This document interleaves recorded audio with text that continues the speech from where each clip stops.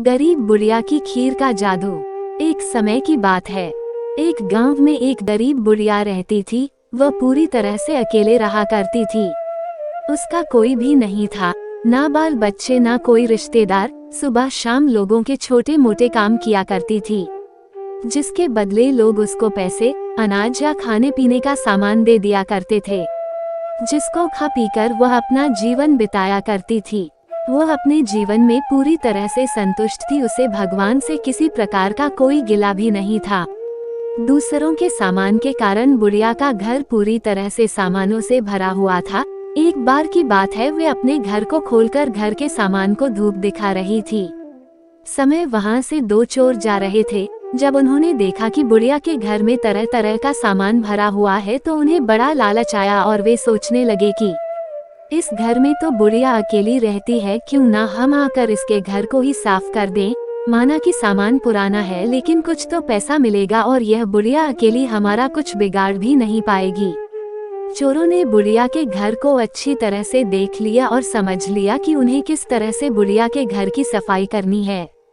उसके बाद चोर अपने घर वापस चले गए। बुढ़िया बेचारी को सपने में भी यह ख्याल नहीं आया कि उसके घर में भी कभी चोरी हो सकती है, क्योंकि उसके घर में तो खुद के उसके कपड़े तक उसके नहीं थे। सब कुछ गांव वाले उसे दिया करते थे, जो वह अपने घर में रख लेती थी। खैर, कुछ दिन बीत गए और एक दिन रात में चोर अपने दो साथियों को लेकर बुढ़िया के घर पहुंच गए। कमाल की बात यह थी कि उस दिन सरपंच ने बुढ़िया को चावल, दूध और चीनी दी थी और बुढ़िया बहुत खुश थी। बुढ़िया ने खुशी खुशी अपने लिए खीर बनाई और खीर बनाकर वह उस खीर को चूल्हे पर रखकर सोचने लगी कि अभी तो खीर बहुत ही गर्म है, जबकि थोड़ी ठंडी हो जाएगी तब आराम से खाऊंगी। और अपने बिस्तर पर लेट गई और खीर के ठंडा होने का इंतजार करने लगी। लेटे लेटे उसे नींद आ गई और वे सो गई और जोर जोर से खर्राटे लेने लगी। चोर बाहर खड़े थे। बुढ़िया के खर्राटे की आवाज सुनते ही उन्होंने सोचा कि चलो अब रास्ता साफ हो गया और अब हम आराम से बुढ़िया का घर साफ कर सकते हैं। वह सब जल्दी जल्दी आकर बुढ़िया के घर में सामान तलाशने लगे, परंतु कमाल की बात यह थी कि उन्होंने जो देखा था वह बिल्कुल गलत था। बुढ़िया का घर तो सामान से भरा हुआ था, किंतु एक भी सामान साबुत नहीं था। हर सामान टूटा फूटा, पुराना और खराब था। यह चोर बड़े दुखी हुए और बुढ़िया को बहुत गालियां देने लगे। वो बोले, देखो कितनी दुष्ट बुढ़िया है, आराम से सो रही है और हम बेचारे इतनी मेहनत कर रहे हैं।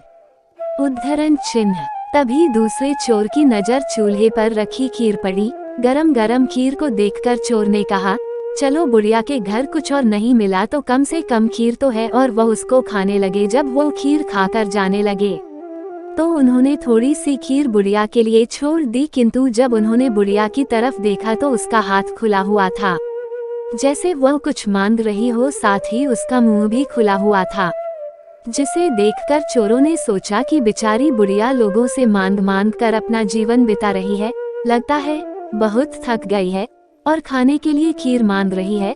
आखिर उम्र में है तो हमारी माँ के ही बराबर। और बिना कुछ सोचे समझे गरम गरम खीर बुढ़िया के मुंह में डाल दी।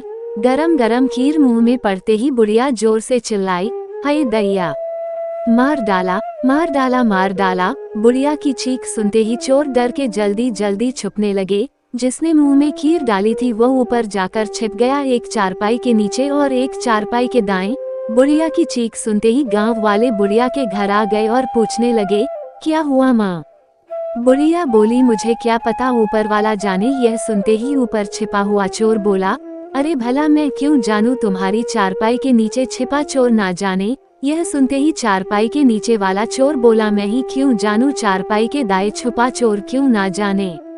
और इस तरह से तीनों चोरों ने खुद ही अपना पता गांव वालों को बता दिया और फिर गांव वालों ने उन्हें पकड़कर खूब पिटाई करी और वापस भेज दिया। उसके बाद से चोरों ने कान पकड़ लिया कि आज के बाद कभी वह चोरी कभी नहीं करेंगे। Moral of the story in Hindi.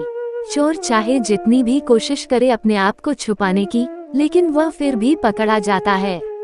इसलिए हमें कभी चोरी नहीं करनी चाहिए और अपने बच्चों को यही सीख देनी चाहिए। आपको मेरा यह वीडियो कैसा लगा कमेंट करके जरूर बताएं और अच्छा लगा हो तो लाइक और सब्सक्राइब जरूर कर दें। धन्यवाद।